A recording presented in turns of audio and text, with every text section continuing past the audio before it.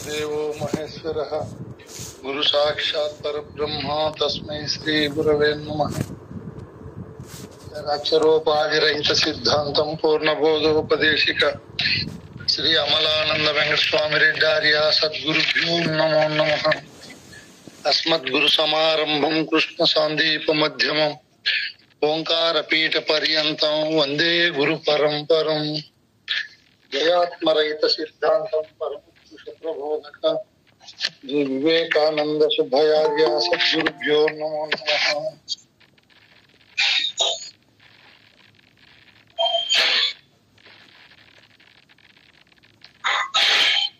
దీక్షిత అఖిల గురు పరంపరలో చేరి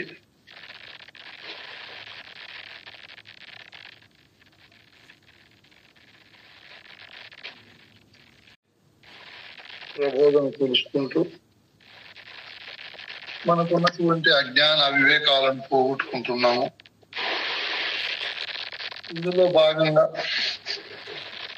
విద్య కూడా మనము సంపూర్ణంగా నేర్చుకొని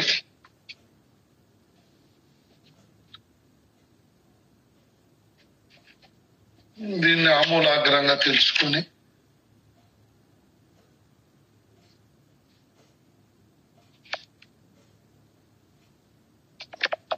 గురు కృపకు పాత్రులయ్యేకి మనం ప్రయత్నిస్తున్నాము. మనం చేసి గట్టి ప్రయత్నం ఫలించి మన యొక్క కాంక్ష నెరవేరి పాత్రులమై పరిపూర్ణ బోధలో బాగా నిష్ణాతులం కావాలని మనసా వాచ కోరుకుంటూ అనేక రకాల సబ్జెక్టులు విచారిస్తున్నాము. మనము అచల గురువు లక్షణాలలో మొన్నటి రోజున అచల గురువు ఎలా ఉంటాడు, ఆయన ప్రబోధ,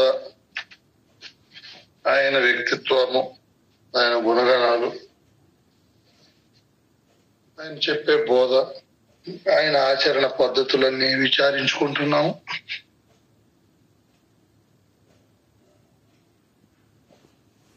మనం కొన్ని విషయాలు మొన్నటి రోజున చెప్పుకున్నాము.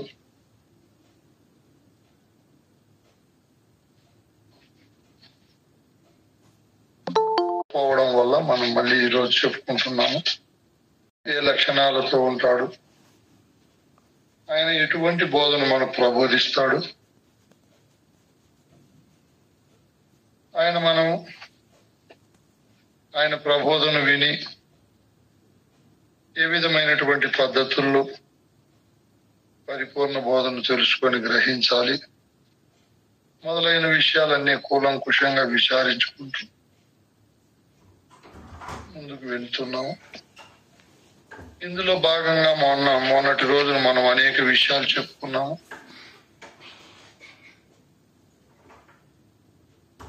శ్రీ శివరామ దీక్షిత అచల గురు సాంప్రదాయంలో అచల ప్రబోధించే గురువు ఎలా ఉంటాడు అన్నప్పుడు పరశురామ సీతారామస్వామి చూర్ణికలో చెప్పినట్లు సకల శాస్త్రాలను గురుముఖేన విచారించి అందరి సారాంశాన్ని అర్థం చేసుకొని ఈ సృష్టికి అధిష్టాన బ్రహ్మమైన వస్తువును నేనేనని, అన్ని కాలాలలో ఆ స్వరూపాన్ని తాను మరవకుండా ఆ స్వరూప స్థితిలో ఉంటూ నిర్మలాంతఃకరణ కలిగి దానికి సర్వలక్షణ విలక్షణమైన పరిపూర్ణాన్ని దర్శించి అందులో నేను లేకనే తోచానని, గుర్తు ఎరిగే శరీరము అయిన నేను పూర్వోత్తరాల యందు లేనివాడనని, మధ్యలో ఒక కలవలే, ఒక మెరుపు వలె, ఒక ఉరుము వలె తోచిపోయేవాడనే గాని నేను స్థిరత్వాన్ని పొందినటువంటి వాడను కానని, గురువాక్యముతో తనను తాను రహితము చేసుకొని నిర్మలంగా ఉంటాడు పరిపూర్ణ బోధ ఎరిగిన మహనీయుడు. తాను నిర్మల స్థితిని పొంది పరిపూర్ణ బోధలో ఏదైతే సిద్ధాంతాన్ని చేశారో ఆ సిద్ధాంతం ప్రకారము సంపూర్ణ భావజాలాన్ని పొంది శివరామ దీక్షితులు, భావతి కృష్ణ ప్రభువులు పొందిన, మహనీయులు పొందిన భావజాలాన్ని పొంది తాను గురువాక్యం ప్రకారం జీవిస్తూ ఉంటాడు. అటువంటి సర్వోత్తముడు, సర్వసులక్షణ సంపన్నుడు, సాంప్రదాయ ప్రబోధన ఎరిగిన మహనీయుడు, అశరీరుడైన అతన్ని గురువు గుర్తించి పరంపర ఇంతటితో ఆగిపోకూడదని తన గురువు తనకి ఏ విధంగా అధికారాన్ని ఇచ్చాడో దాన్ని తాను తన ప్రియమైనటువంటి శిష్యునికి ఇచ్చి, నాయన నిన్ను ఆశ్రయించిన వారికి ఫలాపేక్ష రహితంగా, నిస్వార్థంగా ఈ బోధన ఎటువంటి కీర్తి ప్రతిష్టలకు వాడుకోకుండా ఇది ఒక గురుతర బాధ్యతగా నిన్ను ఆశ్రయించిన వారికి వారి లక్షణాలను చూసి వారి అధికార తారతమ్యాన్ని గమనించి బోధ చెప్పి తీర్చిదిద్దమని గురువాజ్ఞగా తన ప్రియమైన శిష్యునికి ఈ సాంప్రదాయ ప్రబోధను వ్యాప్తి చేయమని ఒప్పజెప్తాడు. అటువంటి గురువాక్యాన్ని గురువు తన పైన ఒప్పజెప్పిన బాధ్యతను బాధ్యతాయుతంగా పెట్టుకొని ఈ బోధను తన వ్యక్తిత్వ ప్రయోజనాలకు, స్వార్థానికి వాడుకోకుండా శిష్యులకు ప్రబోధిస్తాడు. ఈ పరిపూర్ణ బోధ చెప్పే గురువు సాధన సంపత్తి కలిగి, అంటే ఈ గురువు దగ్గరికి రాక పూర్వమే నేను పరమాత్మ స్వరూపుడును, నాకు మినహా పరమాత్మ అనే వస్తువు ఇంకొకటి లేదు అని దృఢమైన వారికి చెప్పే బోధ కందార్థాల్లో చెప్పినట్లు ఉంటది. ఏమీ తెలియని శిష్యుడు గురువు దగ్గరికి వచ్చినప్పుడు గురువు గారు ఆయనకు ప్రారంభం నుంచి పరశురాం నరసింహదాస్ స్వామి చెప్పినట్లు, గురుగీతలో చూర్ణికలో చెప్పినట్లు ప్రారంభం నుంచి బోధ బోధిస్తాడు. చాలా మటుకు ఇటువంటి వారే ఎక్కువ ఉంటారు. వేలకొక్కరు కూడా సాధన సంపత్తి కలిగిన వారు ఉండరు. అంటే నేనే పరమాత్మను అని ఎరిగిన వాళ్ళు రారు, తక్కువ వచ్చేది. ఏమీ ఎరగని వారే వస్తారు. వాళ్ళు గృహస్థాశ్రమంలో ఉంటూ వ్యక్తిత్వ కార్యకలాపాలు చేస్తూ తనను నమ్ముకొని ఉన్నటువంటి వారి అందరినీ కూడా సంరక్షిస్తూ ఎన్నో గురుతర బాధ్యతలు తన భుజస్కంధాల పైన ఉంచుకొని అవన్నీ సవ్యంగా, దివ్యంగా, భవ్యంగా నడిపిస్తూ గురువు దగ్గరికి వచ్చినప్పుడు గురువు గారు కాబట్టి ఆయన తనుమన ధనములు ఎందుకు గురువుకు దారిపోయాలో చెప్పి ఆ తరువాత జీవితం అంతా గురువుకు స్థాన అంగభావ ఆత్మసేవలు ఎలా చేయాలో చెప్పి ఆయనకు 3 దీక్షలు ఇచ్చి ఇక్కడి నుంచి గురువు ఇంకా ప్రబోధిస్తాడు. అష్టాంగ యోగాలంటేమి, చతుర్విధ పురుషార్థాలంటేమి, తారకము, సాంఖ్యము, అమనస్కము, మహావాక్యాలు, లక్ష్యముద్రలు, జీవ మరియు ఈశ్వర ఐక్యముతో కలిగినటువంటి బోధను అనేక రకాలుగా బోధలు బోధించి ఆయన్ను పరమాత్మ స్థానానికి తీసుకుని వచ్చి ఆ తరువాత పరిపూర్ణం అంటేమి, లేని ఎరుకంటేమి, ఈ రెండింటిని సందేహరహితంగా విచారించి ఎరుకుని విడిచే పద్ధతి తెలియజేస్తాం. ఇది మన పరిపూర్ణ బోధలో ఉన్నటువంటి క్రమం. ఈ సాంఖ్యము, తారకము, అమనస్కము అవన్నీ ఎందుకు, శ్రవణ మనన నిధిధ్యాసలు చేసేది ఎందుకు, భక్తి ఎందుకు, ఇవన్నీ దీక్షితులు మరియు పండితారాజ్యులు ఖండించారు కదా అని కొంతమంది వాదిస్తారు. ఎవరికి వద్దు, ఎవరికి ఆ బోధను బోధించమన్నారు?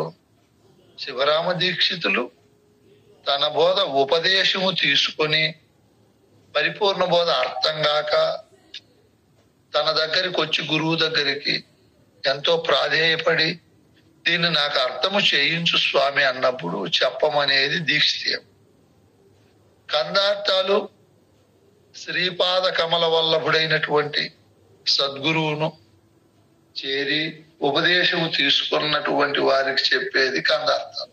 ఆయనే చెప్పాడు, ఏ పురుషుడు గురువర్యుని శ్రీపాదము పట్టలేదో చేలుగా నా తంగి పుస్తకమును చూసిన ఏ పొట్టున నిల్వకేగు ఇది నిజమయ్యా ఓ నరులారా ఇటు తెలియరయ్యా. ఈ పరమ గోప్యమో ఎవరిరుగాలేరయ్యా, నా పల్కుమదిలోన నాటిన వారికే ఇది నిజమయ్యా. శ్రీ పాద కమల వల్లభుడైన గురువును, గురు పాదాన్ని అంటే గురువు చెప్పే ద్వాదశి షోడశి అనే పాదాలను ఎవరైతే అర్థము చేసుకోకుండా ఉంటారో వాళ్ళకి ఈ గ్రంథము చెప్పినా, ఈ గ్రంథములో ఉండే విషయాన్ని చెప్పినా వారు ఏ పట్టున నిల్వకేగు, వాళ్ళు పట్టుకోలేరు. ఈ బోధం ఏ పట్టు పట్టలేరు.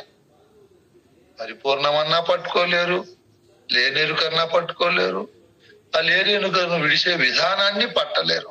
వాళ్ళకి సామర్థ్యం ఉండదు. ఖచ్చితంగా గురువు దగ్గరకు వచ్చి గురు సూచనై గురువు చెప్పే మంత్రాల భావార్థం ఎరిగిన వారికే కందార్థాల భావం తెలుస్తుందని కృష్ణ ప్రభువులు చెప్పాడు. ఎవరికంటే వాళ్ళకి తెలియదు. అందుకే అనేక కోణాల్లో చెప్పారు మహనీయులు. నాయన గురువు ఈ విధంగా పరిపూర్ణ బోధలో నిష్ణాతులై పరిపూర్ణ బోధను ఎవరికంటే వాళ్ళకి చెప్పినా, నిష్ణాతులైన గురువులు చెప్పినా అర్థం కాదు. అందుకే సభల్లో కందార్థాలు చెప్తారు మన గురువులు. వాళ్ళు పట్టుకోలేరు, అల్లరి చేస్తారు, మాట్లాడేది దిక్కులు చూసేది. ఎందుకంటే వాళ్ళకి అధికారం లేదు కదా. ఏ పురుషుడు గురువర్యుని శ్రీ పాదము పట్టలేదో సేలుగా నా తండ్రి పుస్తకమును చూసిన ఏ పట్టును నిల్వకేగు. గురువు పాదాలు అందరూ పడతారు, పల్లెం పెట్టి కడిగి ఆ నీళ్లను తలపై చల్లుకొని ఏమేమో చేస్తారు. అది ఎవరైనా చేయగలుగుతారు. రెండో అర్థము, గురువు నోటి మాట వెంబడి వచ్చే రెండు పాదాలు ద్వాదశి షోడశి అవి పట్టాలి. అవి చేతులతో పట్టేది కాదు, అవి ఎరుకతో పట్టాలి లేదా మనసుతో పట్టాలి. అట్లా ఎవరు పడతారో వాళ్ళకి ఇది అర్థమవుతుంది. కాబట్టి పరిపూర్ణ బోధ బోధించే గురువు శిష్యునికి క్రమంగా బోధించాల్సిందే. మరియు ఆ గురువు ఎలా ఉంటాడు? ఆ గురువు గారు నిర్మలాంతఃకరణ కలిగి కృష్ణ ప్రభువులు చెప్తాడు గంధార్థాల్లో. శరణాగతుడగు శిష్యుని కరుణామృత దృష్టి చేతగని మోదము ముపురిగొన మృదువాక్యములను పరమ దయాలుండు గురుడు భక్త వినుమనేను సంశయమింక బాధింపదనేను. ఎన్ని మంచి మాటలు చెప్తున్నాడు ఆయన. పరిపూర్ణ బోధ చెప్పే గురువు తన దగ్గరికి వచ్చినటువంటి శిష్యులను, ఆ శరణని వచ్చే శిష్యులను కరుణామృత దృష్టి చేత గని గురువుకు శిష్యుల పైన పరిపూర్ణ బోధ బోధించే అచల గురువుకు ఈ మొదటి లక్షణం ఉండాలి. ఏముండాలి? కరుణామృత దృష్టి అంటే చావు లేనిది, మృతము అంటే చావు ఉండేది. అచల గురువుకు శిష్యుల పైన ప్రారంభంలో ఏ దృష్టి ఉంటుందో చివరి వరకు అదే ఉండాలి. వాళ్ళు ఏమైనా పొరపాట్లు చేయొచ్చు, లేదా గురువునే మోసగించవచ్చు, లేదా ప్రపంచ వ్యవహారాల్లో కూరుకొని పోయి ఉండొచ్చు.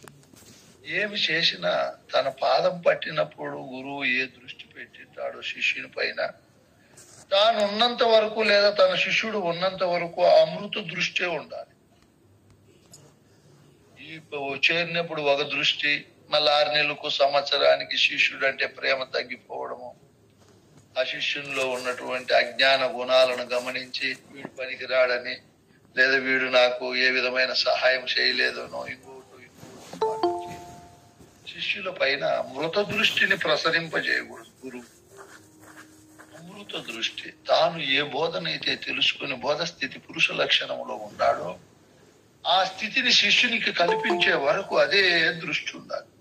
మరియు గురువు ఎప్పుడు ఆ మోదము, సంతోషము ముప్పురిగొని ఉండాలి.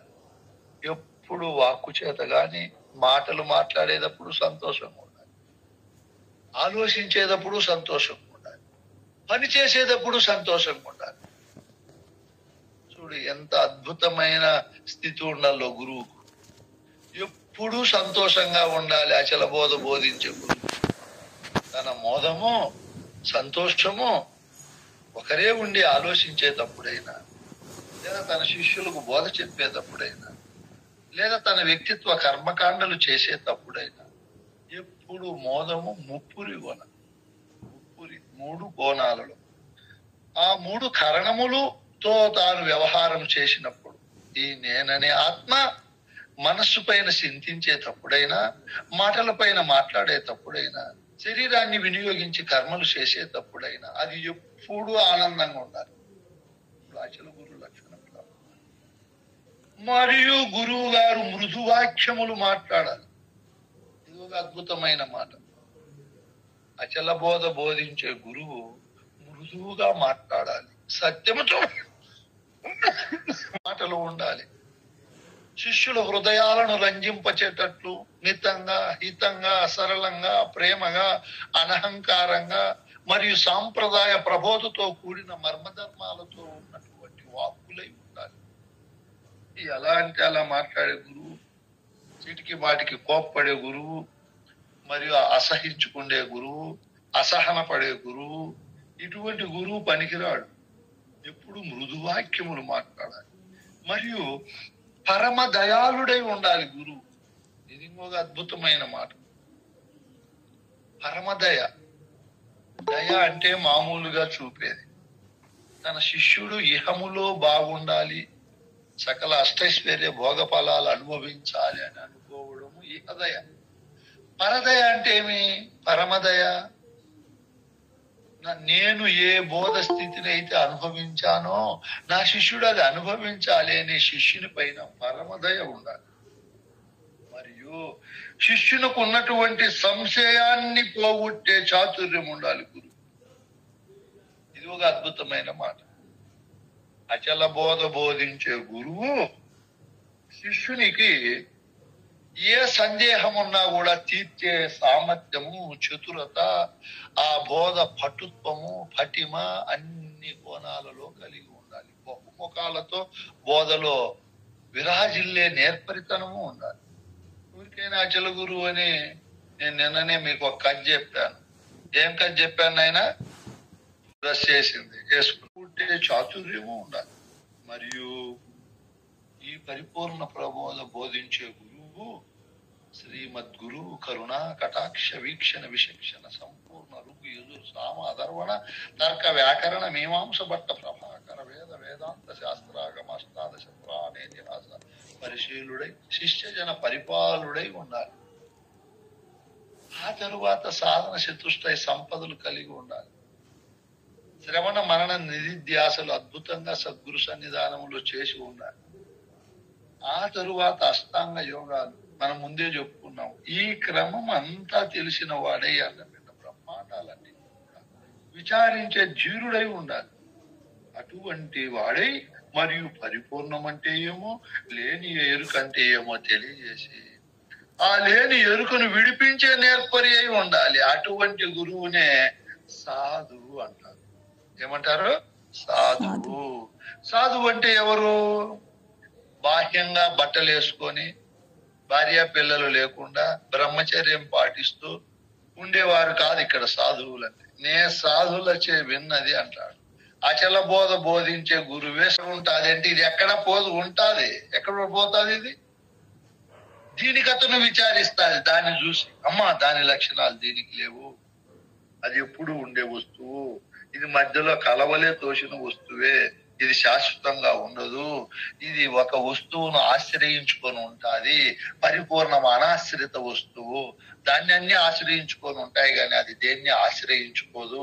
ఈ ఎరుక ఈ దేహం అనే నవరంధ్రాల పట్టణాన్ని ఆశ్రయించి దీన్ని పరిపాలిస్తూ ఉంటాది అని చెప్పి ఆ పరిపూర్ణాన్ని గురించి, ఈ లేని ఎరుకను గురించి బాగా విచారించి అది ఉన్న వస్తువు సత్యమగు బట్ట బయల్ అసత్యం బగు ఎరుకనెరిగి సద్గురు కృపచే సత్యముగాదని ఎరుకను సత్యముగా నమ్మి ఉంటే చాలు చాలన్నా నీతోటి సాటెవ్వారన్నా నిత్యానిత్యములానే నిత్యానిత్యములానే నిర్ణయమెరుగాక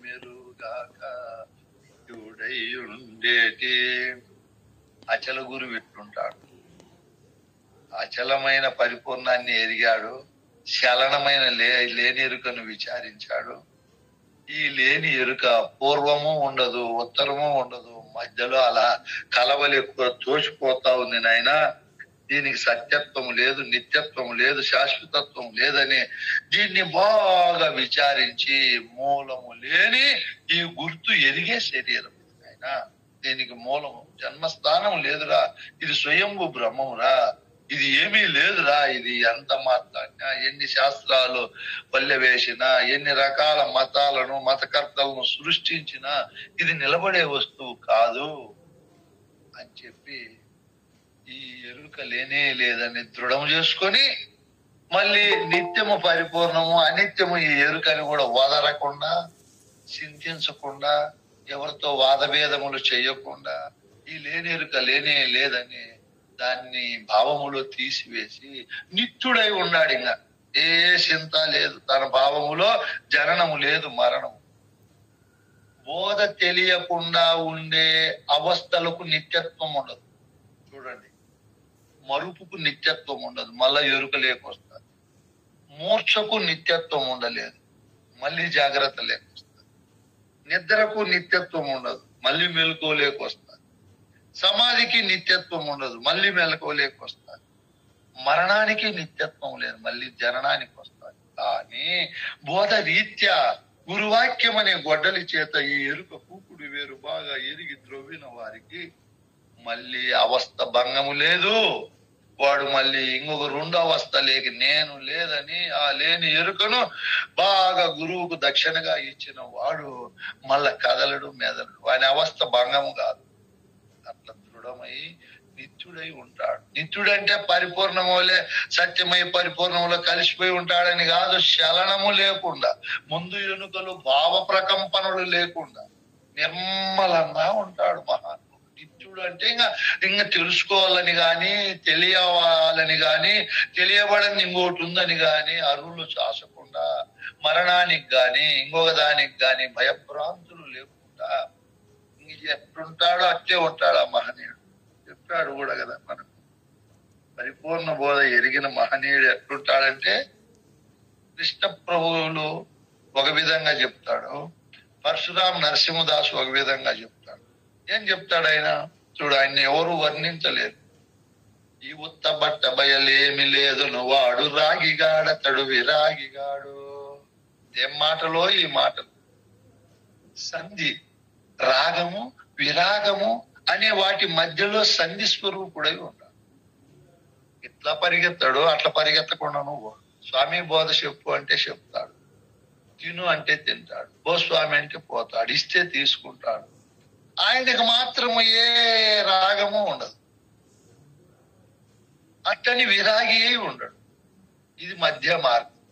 ఎందుకంటే ఆయనకు అర్థమైంది, అది నేను సంకల్పించి జన్మకు రాలేదు, నాకు నేనుగా వచ్చాను, సద్గురువుని చేరాను, నా కథను పరిపూర్ణాన్ని విచారించాను, నా కథ ఇట్లా లేమిగా ఉంది అని తెలుసుకొని ఇంకా చేసిన రాయికల్లా అజ్ఞానుల వలె ఎందుకు పరిగెత్తాలని, ఇంకా ఎటువంటి స్థితిలో ఉంటాడు, ఎందుకు అందరూ ఇట్లా తాపత్రయపడి నాకు మైకి ఎలా, నా శిష్యులు అక్కడ వెళ్ళిపోయారు, నేను ఆశ్రమాలు కట్టాలని ఉండారంటే ఈ సాంప్రదాయ బోధ సంపూర్ణంగా ఎరగకపోవడం.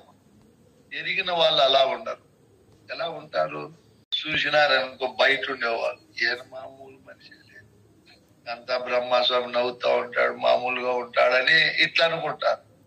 అయితే నా దగ్గర బోధ విన్న వాళ్ళు, అమ్మా ఏమి బోధ అంటే అహంకారంగా చెప్పేది కాదు, మన సాంప్రదాయ అచల గురువు ఇలా ఉంటాడు.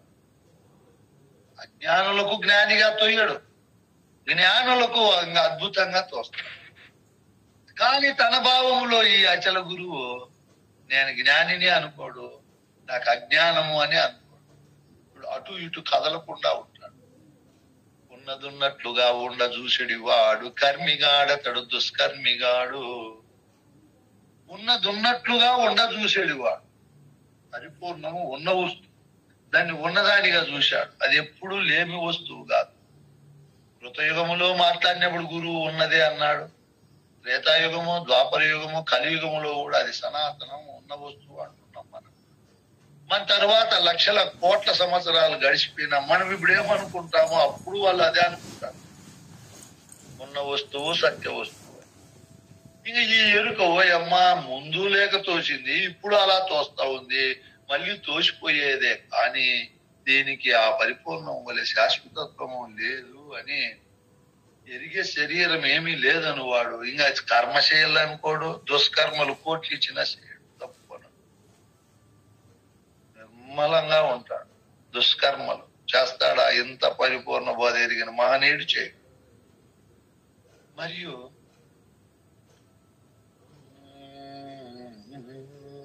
ఉన్నదున్నట్లుగా ఉండ చూసెడి వాడు, లేని మాయా విద్య ఏమి లేవను వాడు, ఘనుడుగాడతడు కించనుడుగాడు.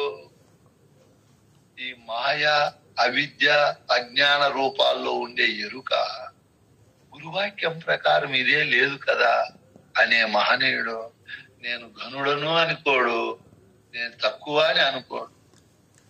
అనృతమైన జగమేమీ లేదన్నావు, నా ఎందును తోసే జగత్తు ఏమీ లేదనే మహనీయుడు.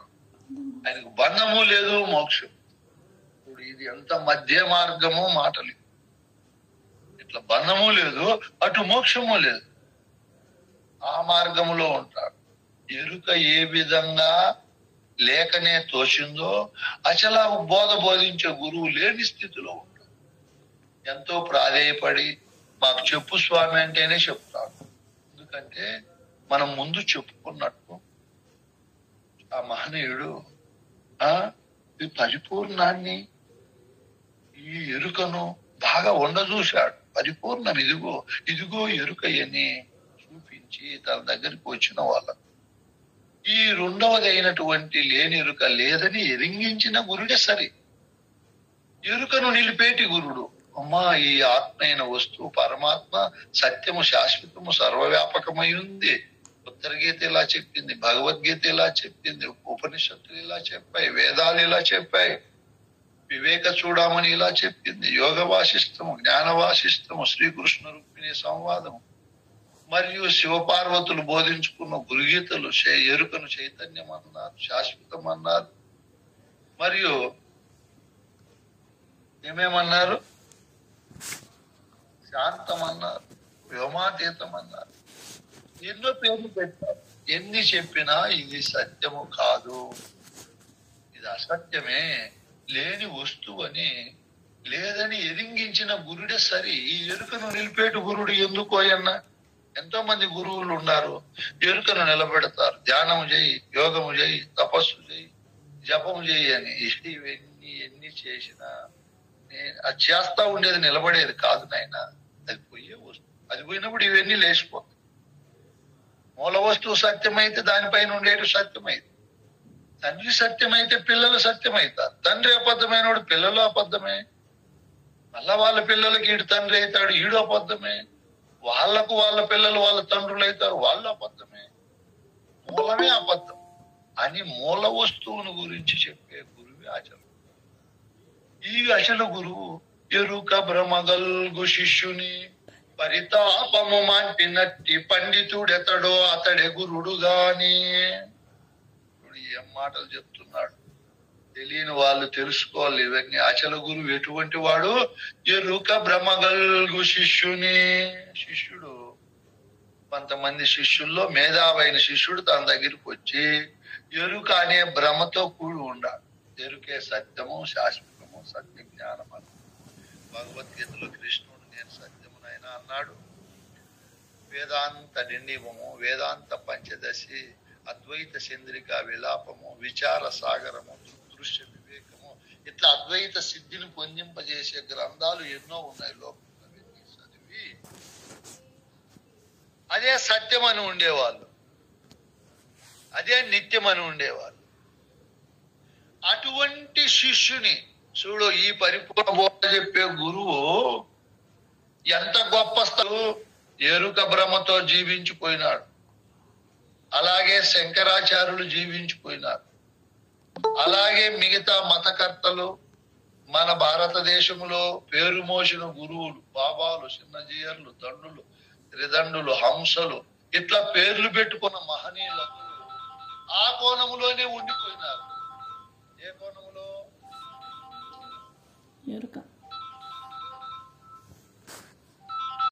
ఎరుకే సత్యము శాశ్వతమని పోయినారు. అటువంటి వారి యొక్క భ్రమను పోగొట్టే గురువే అచలం. ఇప్పుడు మనం ఎంత పుణ్య పురుషులమో, పరిపూర్ణ బోధ చెప్పే అచల గురువు బోధ ఎంత సుదీర్ఘమై, ఎంత ఉత్తమోత్తమమై, ఎంత సత్యమై, ఎంత మేధావుల యొక్క మేధాతనానికి రుచి పుట్టిస్తాదంటే అటువంటి వారికే రుచి పుట్టిస్తారు. సామాన్యమైంది కాదు ఈ వేదాలు. మనం అట్లా దాంట్లోకి వచ్చి పన్యామంటే ఇంకా మనకి జన్మకి ఏం కావాలనైనా అంత ఉత్తమోత్తమైన, ఏది ఎరిగితే ఇంకా ఎరగకుండా, ఏది తెలుసుకుంటే ఇంకా తెలుసుకోవాలని భ్రాంతి లేకుండా ఉంటుందో ఎంతటి వారినైనా ఈ పరిపూర్ణ బోధ ఎరిగిన వారు సంతృప్తి పరుస్తారు. ఫస్ట్ లోనే ఈ వచ్చిండే శిష్యుడు సామాన్యుడు కాదు. పరిపూర్ణ బోధ దగ్గరికి ఎటువంటి వాడు వచ్చాడు?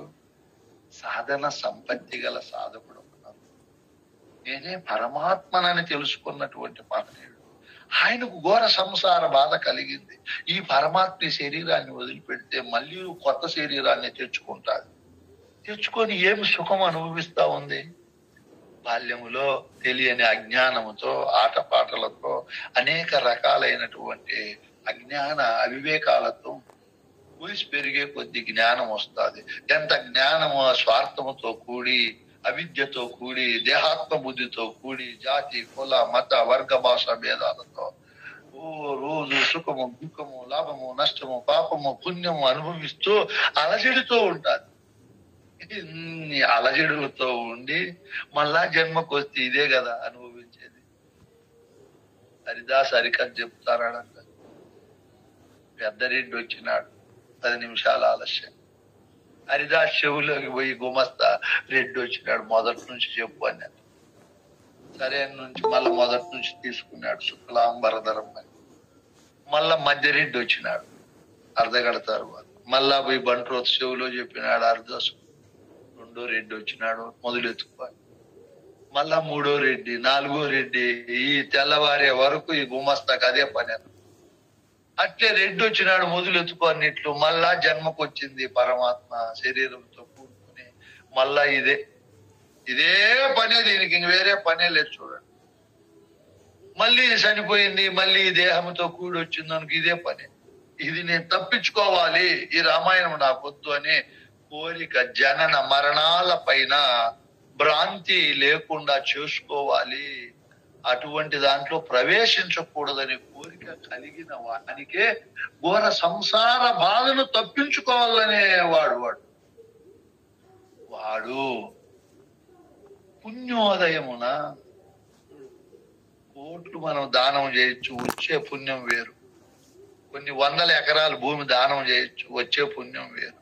ఒక్క ఆడబిడ్డకు జన్మనిచ్చి ఒక అల్లునికి దానం చేస్తే ఇటు 7 తరాలు అటు 7 తరాలు పుణ్యం వస్తుందని శాస్త్రం చెప్తాది. ఇట్లా 1,00,000 మంది ఆడపిల్లలను కని అల్లుళ్ళకు దానం చేస్తే వచ్చే పుణ్యం వేరు. ఇంకా విద్యాదానము, గోదానము, వస్త్రదానము ఎన్నో ఉన్నాయి. అన్నీ చేస్తే వచ్చే పుణ్యం వేరు. పరిపూర్ణ బోధ గురువు చెప్పే గురువును చేరడం వల్ల వచ్చే పుణ్యం వేరు. ఇక్కడ ఏం చెప్తున్నారు మన పెద్దలు? అవన్నీ ఉండని నాయనా, వాటి వల్ల వచ్చే పుణ్యం కాదురా పుణ్యోదయము. అచల గురువును చేరడమే పుణ్యోదయం. కోట్ల పుణ్య ఫలాలన్నీ ఫలించినప్పుడే అచల గురువు దొరుకుతాడు. అచల గురువు సామాన్యంగా దొరకడు. అశరీర గురువు దొరకాలంటే తమాష కాదంటాడు దీక్షితుడు. ఏ కోటికో ఒకరికి దొరుకుతారు నాయన, భూమండలంలో అన్ని దొరుకుతాయి. అచల బోధ బోధించే గురువు దొరకాలంటే మహా కష్టం అంటాడు. నేను ఫస్ట్ లో ఎందుకు వీళ్ళు ఇట్లా అంటున్నారు అనుకోండి, ఫస్ట్ లో. ఇప్పుడు అర్థమైంది, అమ్మా ఎంత అనుభవజ్ఞులు, వాళ్ళు చెప్పిండే మాట ఎంత తూకంగా నిజంగా సత్యంగా ఉంటది. ఇప్పుడు అందరి ఆ గురువులు ప్రబోధించే గురువు దొరకడమే పుణ్యోదయం. ఆ పుణ్యోదయం కలిగి అత్యంత భక్తి ఉండాల గురువు పైన. గురువు పైన ఇంకా చెప్పలేనంత భక్తి ఉండాలి. గురువుకు సమస్త మానవ హృదయాంతరాలు తెలుసు. మీరు అనుకుంటా అంటారు మేము గురువు కంటే తెలివైన వాళ్ళము, గురువునే బోల్టా కొట్టిస్తాము అని. మీ తాత దీక్షితులు, భాగవత కృష్ణ ప్రభువులు ఇంత శక్తి సామర్థ్యాలతో వచ్చినాడని గురువుని అంత గొప్ప స్థాయిలో మనం భక్తి చేయాలి. అసలు గురువు అంత గొప్పవాడై ఉంటాడు. కొన్ని కోట్ల మందికి ఉండే తెలివి ఉంటుంది ఆ గురువు. ఇప్పుడు పిల్లి కూడా చెప్తా ఉంది నిజమని, బల్లి పలుకుతా ఉంది. ఎందుకంటే అంత గొప్ప వాళ్ళు పరిపూర్ణ బోధన తెలుసుకున్నారు. ఆ సాంప్రదాయంలో ఇప్పుడు మీరే చూడండి, చెప్పమంటే ఎంత గట్టిగా మీకు ప్రోత్సహించి ఎన్ని కోణాలలో మీ హృదయాలను రంజింపజేసి ఎన్నో ఉపమానాలను ఉపమేయానికి సంధింపజేసిన మీ నోరు కదలకుండా ఉందంటే ఏం కారణము? ఆ బోధించే గురువుకు మనకు పొంగనూరుకు బెంగళూరుకు అంత తేడా ఉంటుంది. కొంగకు హంసకు ఉన్నంత తేడా ఉంటుంది. మినుగురు పువ్వుకు సూర్యప్రకాశానికి ఉండే అంత తేడా ఉంటుంది. అందుకే ఆ అచల బోధించే గురువు దగ్గర మనం చాలా భక్తితో, వినయముతో, విధేయతతో ఉండాలి. ఆయన చరిత్రను గాని ఆయన భావాన్ని గాని మనం పోగొట్టేటట్లు చేయకూడదు. కాపాడాలి ఆ గురువు ఆరోగ్యాలను, ఆయన స్థితిగతులను. మన కోసమే ఉండాడు కాబట్టి ఇంత భక్తి కలిగి ఈ అచల బోధన తెలుసుకునే శిష్యుడు సామాన్యుడు కాదు కదా వచ్చిండేది. గురుదేవా మా బోంట్లకు యుక్తితో బోధ చెప్పు. నువ్వు ఎట్లంటే అట్లా చెప్తే నేను ఒప్పుకోను. ఎట్లంటే అట్లా చెప్తే నా మనసు తృప్తి పడదు. నన్ను గమనించు, నా అధికారాన్ని పరిశీలించు, ఇదిగో నా లక్షణాలు ఇలా ఉన్నాయి అన్నప్పుడు అటువంటి మేధావికి, అటువంటి పరమాత్మ స్వరూపునికి బోధించేదే పరిపూర్ణం. ఈ బోధించే గురువు లక్షణం ఎట్లుంటది? ఆయన ఎరుగని మరుగు ఉండదు, ఆయనకి తెలియని ధర్మం ఉండదు. ఆయన సకల శాస్త్ర కోవిదుడై సంపూర్ణ విద్యాస్వరూపుడై అశరీరుడై ఉంటాడు. ఇది సామాన్యముగా అట్లా గురువే అచల గురువు అంటే. అట్లా గురువు దగ్గర ఇంత గొప్ప మేధావులు, సృష్టిలో పేరు మోసిన గురువులు వచ్చి విచారించి తెలుసుకోవాల్సిన విద్య ఇది. మన అనేక జన్మల సుకృత ఫలము వికసించడం వల్ల ఆ గురువు దగ్గరికి వచ్చాం. ఈ గురువు ఇట్లా పరమాత్మ అయినటువంటి వస్తువును, అచల గురువు, దాని భ్రమను పోగొడతాడు గురువు. ఎరుక భ్రమగలుగు శిష్యుని అంత పూర్ణాధికారులైన వ్యాసుడు, శంకరాచార్యులు, రామకృష్ణ పరమహంస, వివేకానందుడు మరియు బ్రహ్మము గారు, రమణ మహర్షి, కైవారం తాత సృష్టిలో పేరెన్నిక గన్న పూర్ణాధికారులు, పరమాత్మ తత్వాన్ని పొంది జగద్గురు స్థానాన్ని అలంకరించిన మహనీయులు యొక్క భ్రమను పోగొడతాడు అచల గురు. ఇప్పుడు ఎంత గొప్ప సామర్థ్యం ఉంటుందో అచల గురు. అటువంటి ఎరుక భ్రమలో ఉండే వాళ్ళ యొక్క భ్రమను పగలగొట్టి వారి భ్రాంతిని తీసేసి ఆ భ్రాంతి అనే ఆవరణము నుంచి బయటికి తీసుకుని వచ్చే శక్తి అచల గురువు. పరితాపం మంచినట్టి పండితుడు ఎతడో అతడి గురుడు గాని, గురువులే గురువులమని పొట్ట కొరకు గొనిగే వారెల్లా. ఇది వినాలి అచల గురువులు. మరి వాళ్ళు గురుసేవ ఎక్కడ చేశారు? అచల బోధించే గురువు లక్షణం బ్రహ్మాండంగా చెప్తాడు. ఆయన ఏమని చెప్తాడు? అచల బోధ చెప్పే గురువు ఎలా ఉండాలి అన్నప్పుడు ఆయన చెప్తాడు, నిజ గురువు కావాలి. అచల బోధ చెప్పే గురువు దొరికేది దుస్తరము. నిజ గురువు దొరికితే భ్రాంతి తీరను, భ్రాంతి ఉండదు. నిజ బోధ చెప్పే గురువు మొదట ఒకటి తుదను ఒకటి చెప్పడు. ఆయన అనేక కోణాలలో బోధ చెప్పడు.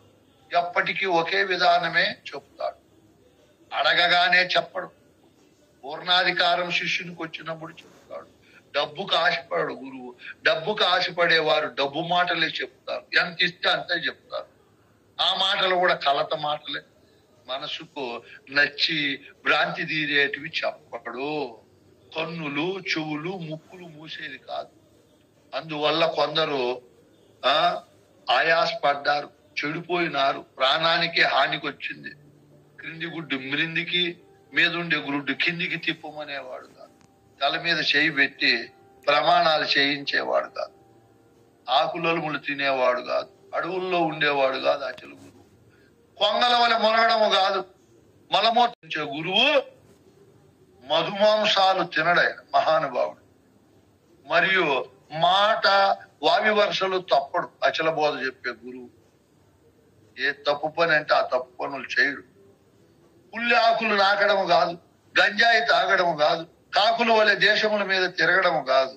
ఇవన్నీ కూడా అచల గురువు చెయ్యడు.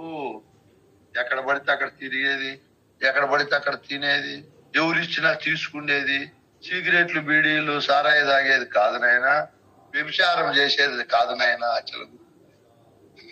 ఏం చెప్తున్నాడు?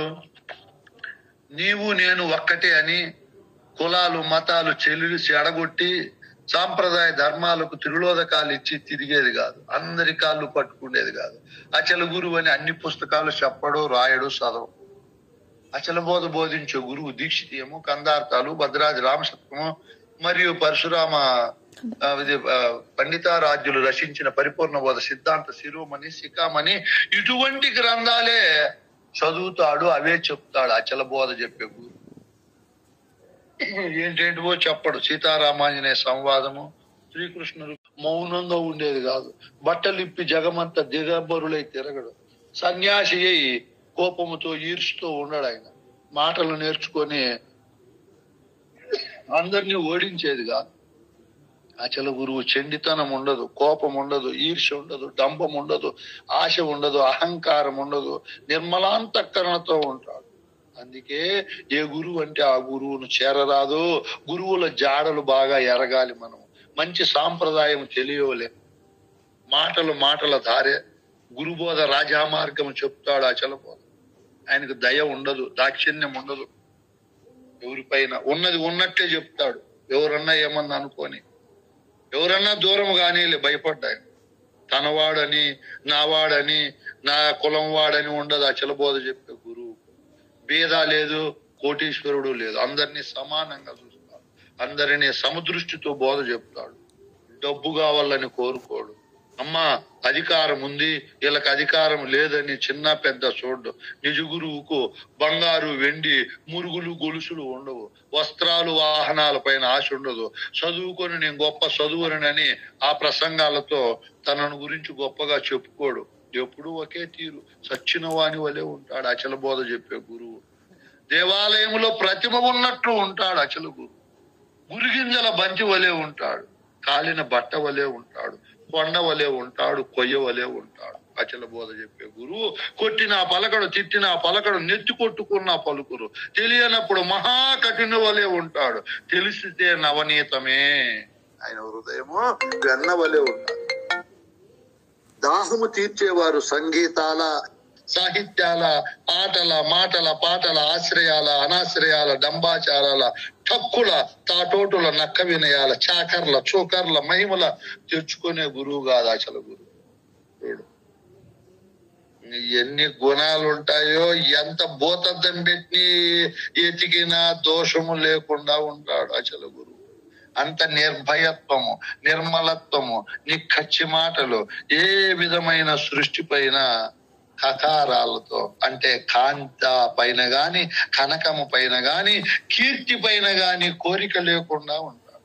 ఒకరు ఇస్తారంటే పరిగెత్తేది, ఏ లేదంటే తిట్టేది, నక్క వినయాలు చూపించేది, శిష్యులను ఏమన్నా అంటే దూరం అయిపోతారనేది, మహిమలు అబ్బా చూడు గురువు మహిమలు బలి ఆయన అనిపించుకునేకి టక్కులు చెప్పడు గురువు, డంబాచారాలు చెప్పడు. అటువంటి గురువు దగ్గరికి మనం పోయినప్పుడు దీర్ఘకాలం గురుసేవ చేస్తే ఆ గురువు శిష్యుని యొక్క అధికారాన్ని గమనించి అప్పుడు భ్రాంతి రహిత బోధ చెప్తారు. అందుకే ఆ గురువును తెలియవాలంటే అందరూ తెలుసుకోలేరు. ఆయన్ను మనం చేరి ఆయనతో మాట్లాడి ఆయనతో వ్యవహారం చేసినప్పుడు విని విననట్లుగా ఉంటాడు, చూసి చూడనట్లుగా ఉంటాడు. అందరూ మెచ్చుకోవాలని మాట్లాడ్డా ఆయన. అతి వినయంగా ఉండడు. మొదట ఏముంటుందో చివర అదే ఉంటుంది. మొదట ఆయన దగ్గరికి మనం పోయినప్పుడు విషంగా ఉంటుంది, కఠినంగా ఉంటుంది. రాను రాను రాను ఆ గురువు అమృతమైపోతాడు. అట్లుంటుంది. మొదట కఠినంగా మాట్లాడినా, ఆయన చూసేకి ఒక రకంగా ఉండినా, అహంకారంగా ఉన్నట్లుంటది మనకు మొదట. రాను రాను రాను ఓ బోధ రీత్యా ఆయనకు అహంకారం శూన్యమైందని నవనీతము అమృతము వలి అతి మృదువుగా మధురంగా ఉంటాడు. అందుకే ఇటువంటి గురువు దగ్గర, అచల గురువు దగ్గర ఎంతటి వారైనను అచల గురువు లక్షణాలతో తనను తాను తెలుసుకొని తన దగ్గర ఉండే అజ్ఞాన అవివేక అంధకారాలను పోగొట్టుకుంటాడు. అచల గురువు అంటే ఇన్ని కోణాలలో ప్రకాశిస్తాడని దీక్షితులు చెప్తాడు. ఇందులో ఉండే సారాంశాన్ని తీసుకొని పరిపూర్ణమును ఎరుకను ఏర్పరచ. ఎరుక లేదని ఆ ఎరుకను విడిపించ.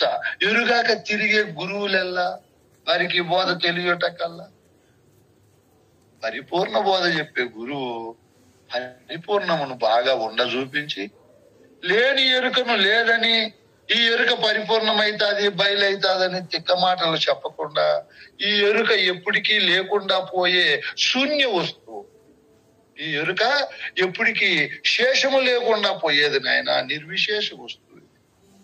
శేషమేమీ ఉండదు దీంట్లో, సంపూర్ణంగా ఇది లేకుండా పోతాది. బయలయ్యేది బయలులో కలిసిపోయేది కాదు నాయన అని చెప్పే గురువే అచల గురువు. ఇంకా చెప్తాడు అచల గురువును గురించి. ఏమని చెప్తాడు? శివరామ దీక్షితులు కొన్ని పద్ధతుల్లో చెప్తే, కృష్ణ ప్రభువులు ఏం చెప్తున్నాడు నాయన శిష్యునికి? 12 అక్షరములు గల సదమల మంత్రార్థమెరిగి సద్గురు కృపచే 16 అక్షరములు గల అది ఎట్టిదో తెలిపెనేని అతడే సద్గురుడు. ఇవి రెండెరుగా అతడేటి గురుడు. మొదటిది పరిపూర్ణమును తెలుపు, ఎరుకాను తదనంతర పొది బోధ చేయు. ఇవి రెండెరుగా అతడేటి గురుడు. నాయన 12 అక్షరాల మంత్రము, 16 అక్షరాల మంత్రము రెండింటినీ చెప్పి, 16 అక్షరాల మంత్రము ఎప్పటికైనా ఉండదు నాయన, అది ఎప్పటికైనా లేని వస్తువే అని చెప్పి ఏ గురువు అయితే చెప్తాడో అతడే అచల గురువు. చూడు, ఇక్కడ మనం బాగా గమనించాలి. ఓంకారమే సృష్టికి ఆధారమని, ఆ ప్రణవమే సత్యమని శాశ్వతమని చెప్పే గురువు అచల గురువు కాదు. 2 అక్షరాల మంత్రం సోహం, సోహం, సో అంటే పరమాత్మ, హం అంటే నేను, నేనే పరమాత్మను అని చెప్పే 2 అక్షరాల మంత్రం చెప్పే గురువు అచల గురువు కాదు. 3 అక్షరాలు శ్రీరామ, శ్రీకృష్ణ, శ్రీ సాయి ఏమేమో ఉన్నాయి సృష్టిలో, అవి చెప్పే గురువు అచల గురువు కాదు. నారాయణ అనే చతురాక్షరి, నమశివాయ అనే పంచాక్షరి, ఓం నమ శివాయ అనే షడాక్షరి, ఓం నమో నారాయణాయ అనే అష్టాక్షరి, ఓం నమో భగవతే వాసుదేవాయ అనే ద్వాదశాక్షరి, హరే రామ హరే కృష్ణ కృష్ణ కృష్ణ హరే హరే అనే షోడశాక్షరి, ఓం ఓహ ఓం ఓహ ఓం మహ ఓం జనహ ఓం తప ఓం సత్యం ఓం తత్సవితుర్వరేణ్యం భర్గో దేవస్య ధీమహి ధియో యోన ప్రచోదయాత్ అని 23 ఓం లేకుండా, ఓం ఉంటే 24 అక్షరాలు చెప్పే గురువు కాదయా అచల గురువు. ఇదిగో సదమలం, ఏ విధమైన మలినము లేకుండా ఉన్న పరిపూర్ణమును గురించి చెప్పే 12 అక్షరాలు ద్వాదశాక్షరిని చెప్పి ఆ మంత్రాది దేవత అయినటువంటి పరిపూర్ణాన్ని దర్శింపజేసే గురువే అచల. ఆ వస్తువును ఏదైతే దర్శిస్తా ఉందో ఆ వస్తువే నీవని, నీవు మూలము లేకనే వచ్చిన వాడవని, ఇదిగో నీకు 16 అక్షరాల మంత్రం ఒకటి ఉందని షోడశాక్షరిని చెప్పి ఆ మంత్రాది దేవుడు నీవేనని, పంచదశి మంత్రము ద్వారా ఆ లేని ఎరుకైన నిన్ను నీవు కలవంటి వాడవని నిన్ను విడిపించే గురువే గురువు. ఇట్లా చెప్పకుండా చెప్పే గురుడు ఏమి గురువునైనా అసలు గురువా? కానే కాదా గురువు. ఇట్లా బోధ చెప్పి 12 అక్షరాలు మొదటిది పరిపూర్ణమును చూపిస్తాది, 16 అక్షరాలు తదనంతర పొది బోధ చేస్తాది ఎరుకను గురించి. ఇవి సందేహరహితంగా చెప్పి గురువు ఎట్లా చెప్తాడు సందేహరహితంగా? గురువు అంటే ఇంకా ఎంత గొప్పనైనా అచల గురువు. బయలెరుకలు శిష్యునకు దయతో గురుడెరుక చేసి తరువాతను సంధియమేమి లేక ఎరుకను నయమున విడిపించు గురుడు నయశాలి గాదా. నీ మదికిది నాటే నలేదా భయభక్తి గురు సార్వభౌముని సేవ నిశ్చయముగా చేసితే జయముందేదవు గురుడు నయశాలి గాదా. నీ మదికిది నాటేన లేదా. నేనేం చెబుతున్నాను నాయనా, నిజమైన గురువు తన శిష్యుని అచల గురువు కన్న కొడుకుగా ఆ తండ్రి తన కన్న కొడుకు ఇచ్చినా ఇవ్వకపోయినా వారసత్వంగా అతనికే హక్కులు వస్తాయి.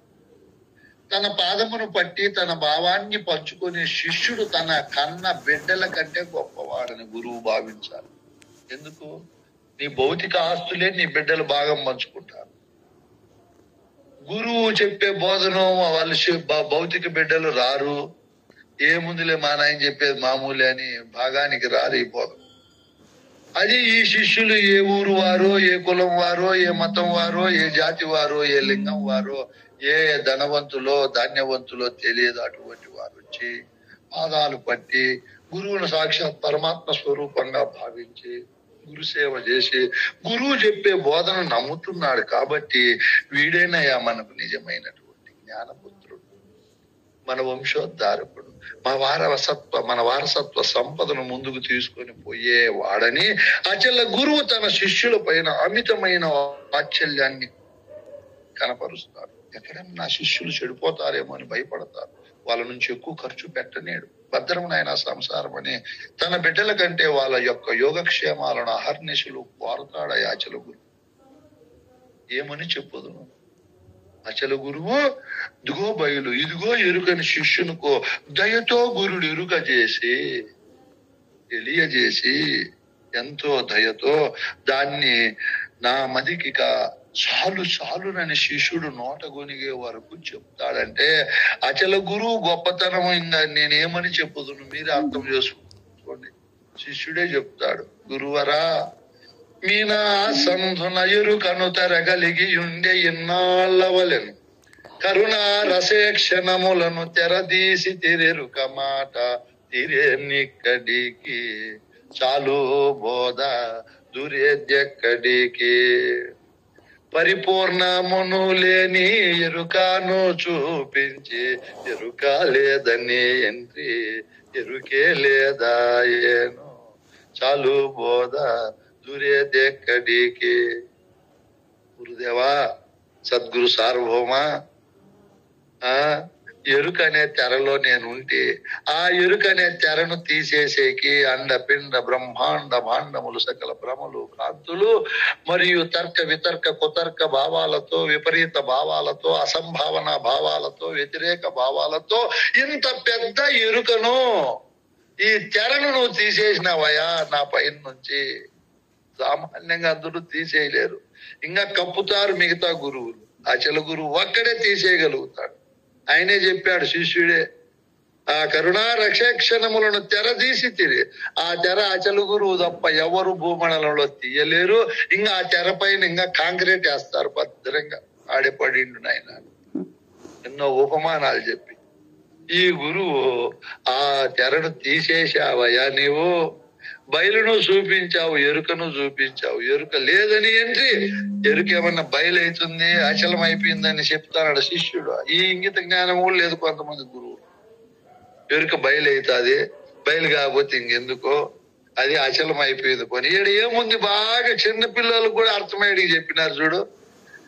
ఎరుక లేదాయే, ఎరుకే లేకుండా పోయింది అన్నాడు కానీ బయలైంది అన్నాడు శిష్యుడే అన్నాడు. ఆ మాట ఇంకా ఆ శిష్యుడే చెప్తాడు అచల గురువును గురించి, ఆయన గొప్పతనం గురించి. కారుని కొంత చెరించి విచారించితే కానీ ఈ విచారము చెప్పగా నేనెవ్వారలు వినలేదారయా, మీ నోట విన్నానయ్యా గురుమూర్తి.